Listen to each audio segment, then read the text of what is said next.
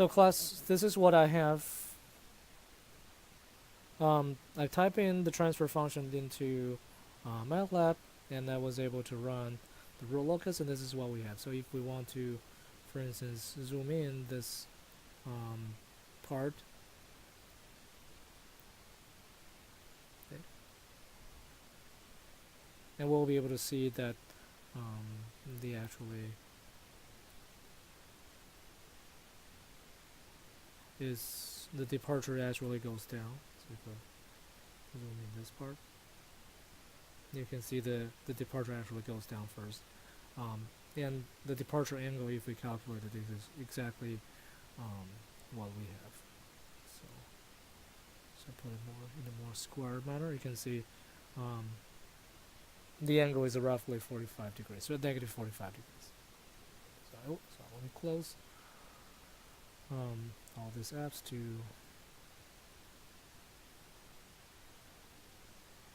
save some memory, and hopefully the recording will continue. But this is what we have obtained. Now, before we end this part of the discussion, let's just revisit what we're trying to do here, right? If we re-examine this calculation, what are all these terms?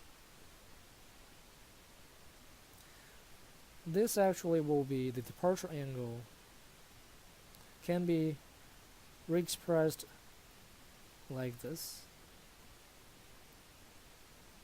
The first thing, what is this? This is an angle, right? This is the angle, doesn't come from nowhere. It's actually the angle of minus 1 plus j. This is the pole that this branch started with, minus negative 3. Or what you can see is you're looking at two complex numbers. One is the pole, everything starts. This is the 0, the finite 0. So I'm looking at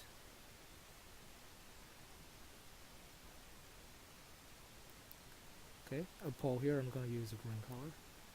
I'm looking at this pole, I'm looking at this guy, and then connecting this. If I draw a vector, and as you know, this vector should be exactly minus 1 plus j minus negative 3. Okay. From your complex number knowledge, you should know when I do this abstraction, that should the result is actually this. This is actually 2 plus j, right? And 2 plus j can be represented as the vector in the complex domain. This is exactly the end.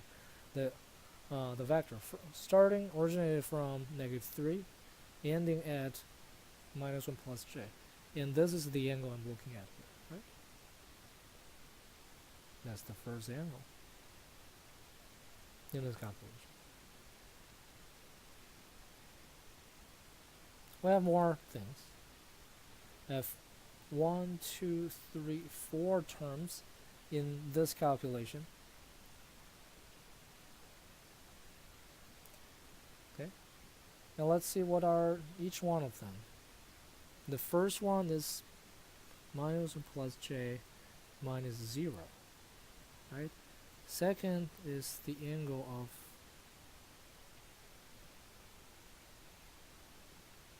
minus 1 plus j minus 5.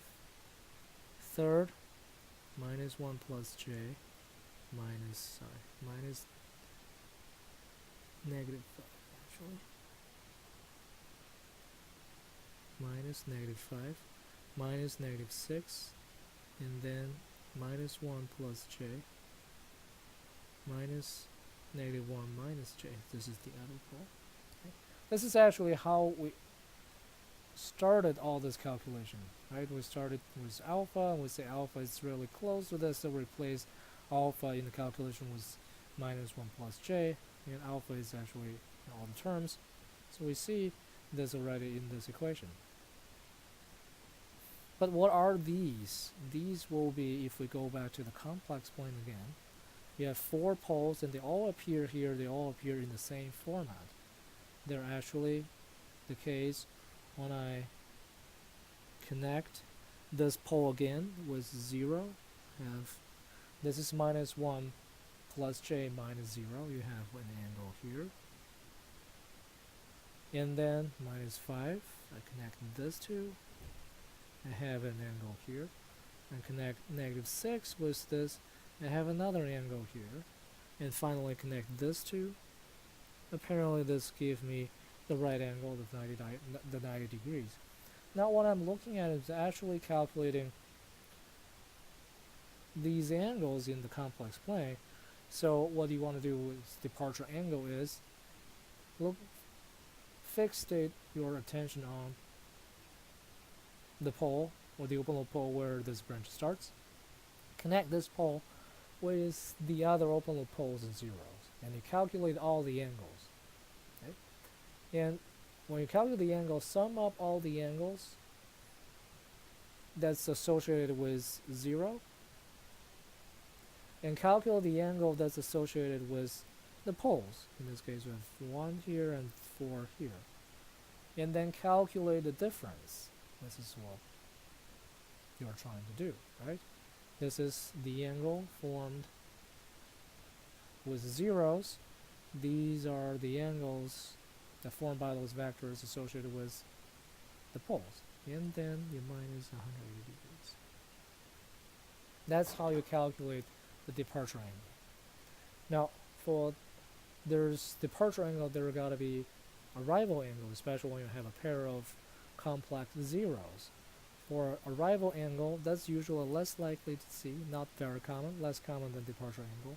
The calculation is almost the same, and what I will do, I'll leave that as an exercise, and you can find the calculation in the book. So I won't discuss this in the lecture, so you can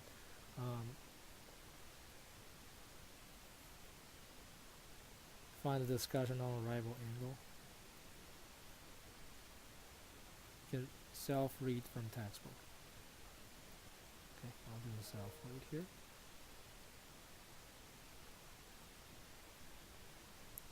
And this will be, everything that we have done for the locus calculation. That's it for the things here. Just maybe to wrap up, let's do a quick calculation for this example before we're moving on to the design of things. Now, and let's do the exercise and find out what is going to cross over here, right? What is this k equal to? What is this k equal to? Of course, this 2k should be the same, should be equivalent to each other. And let's find this k. So let's do this Rouse-Hurwitz criterion again.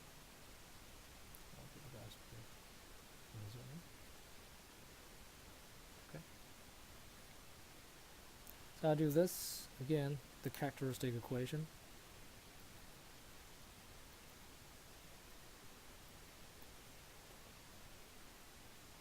Will be s plus 5, s plus 6, s squared plus 2s plus 2 plus k times s plus 3 equal to 0.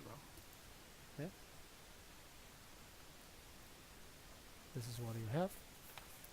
And when you expand everything, you should find the equation being s to the 5th plus 13s4 plus 54s cubed plus 82 s squared plus 60 plus k times s plus 3k equal to 0. This is your characteristic equation. Again, for the system to be asymptotically stable, you shouldn't have any missing terms in all of them. As long as k is positive and k is larger than negative 60, all the coefficients are having the same sign. So again, we only focus on this particular case. Now if you want to have your Rouse table ready so that you can find where the rule looks cross over the j omega axis, right? This is something you have done multiple times, and you'll be doing apparently very extensively in this chapter and beyond. So I put 1 every other return 54 and then 60 plus k. And then we'll start with 13 here, 82 and 3k. Okay.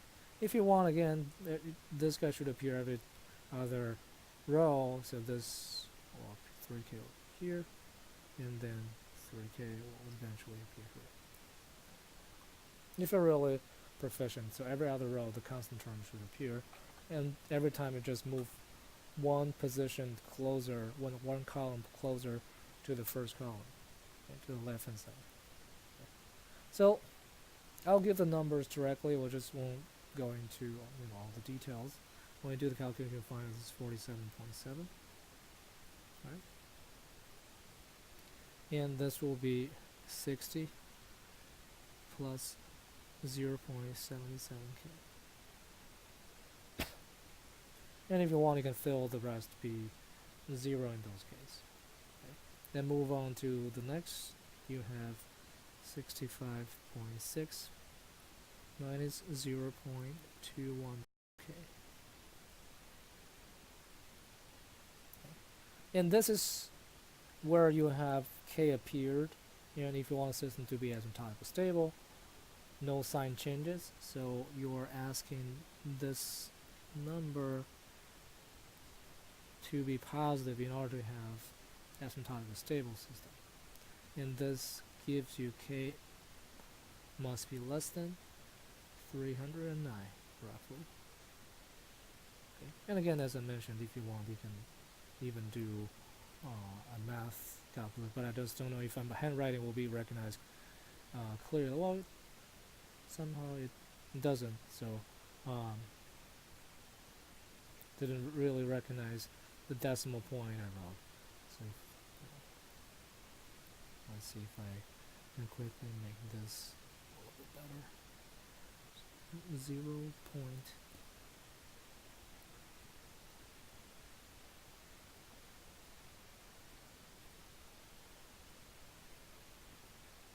There we go. So I can solve for k less than this, so you can type this in and find out this is roughly 0.309. And lastly, for the last one, this term is even more complicated, but let me just give the result directly. So 3940 minus 105k minus 0.163 k squared divided by 65.6 minus 0.212k, and this is 0. So if this is the system you're looking at, and you have this one more term, now 3k has to be positive because I have k positive. Now if you want this term to be positive, and you already know the denominator is a positive number, what you're actually requiring is to have the numerator here to be a negative number. And for that to happen, again, you can say, well,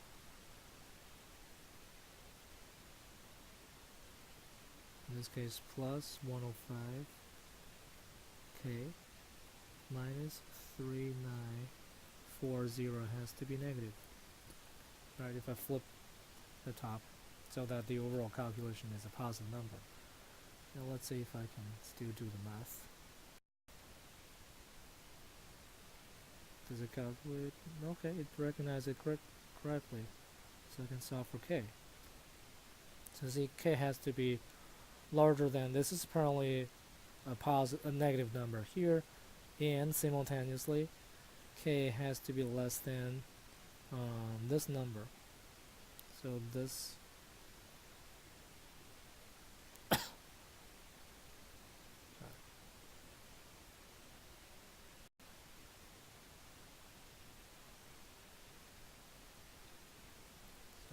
it's possible to drag it over here. And we know this, one of them is actually this is a negative number, this is negative. So I don't really have to care about it. Well, this one is a positive number. This is approximately 35. Again, as I mentioned in class today, you can, and I also did it in the previous example, you can use OneNote to directly do the calculation. So combining all the conclusion I have, I need to have what? I need to have k positive, I need to have k less than 300, and in the last one, I need to have k larger than the negative number, but at the same time less than roughly 35. So if I combine all three conditions together, this will tell me that for the system to be asymptotically stable with this coefficient k, it cannot exceed roughly 35. And that 35, based on the root locus, is where you're going to have this a pair of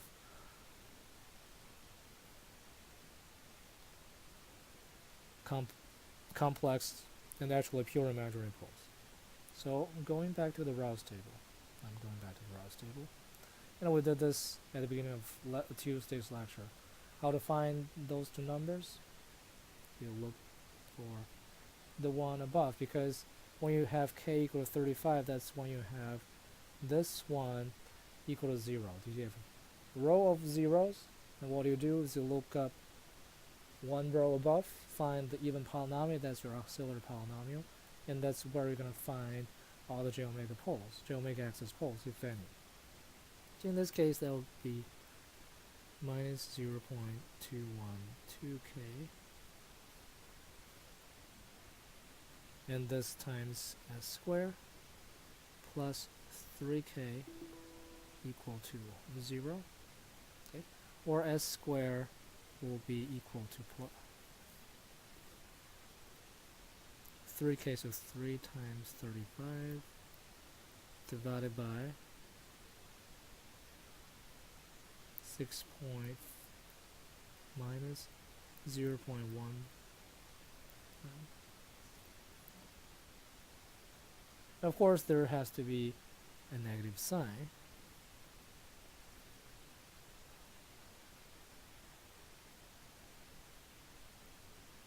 And s will be just plus minus j, and then square root of 3 times 35, which is actually 105, and then 65, 6 minus 0.212 times 35. Okay. Now let me see if OneNote can do the calculation.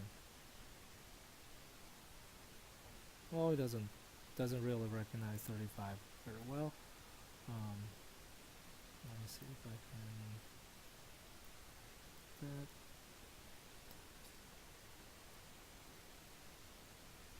If not, then we don't have to waste time. But if you can calculate, well, it doesn't recognize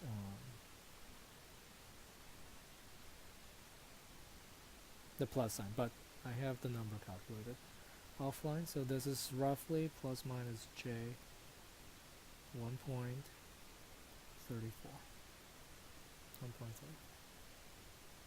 So this will be the procedure you need to follow from the Rouse table, the row of zeros, the even polynomial, the auxiliary polynomial, solving that give you the j omega axis poles. And you may ask, well, in Rouse-Hurwitz criteria chapter, when we find the even polynomial, there's a possibility that you have no j omega axis poles, and you have just maybe poles on the right half plane, left half plane.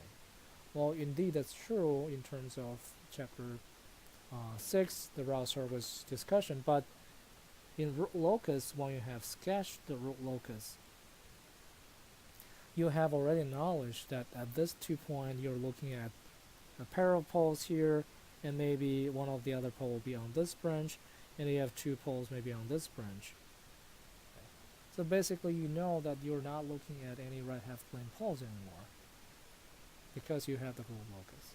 And the root locus is very useful in quickly estimating the closed loop system behavior and property through this visualized sketch. Okay? And some of the further analysis, like the Rouse Torres table, can be carried out rather easily once you have that knowledge in your cube. Okay? So this video will stop here. In the next video, we'll start looking at how we can use root locus to help us design controllers and understand the behavior of closed loop systems with controllers involved.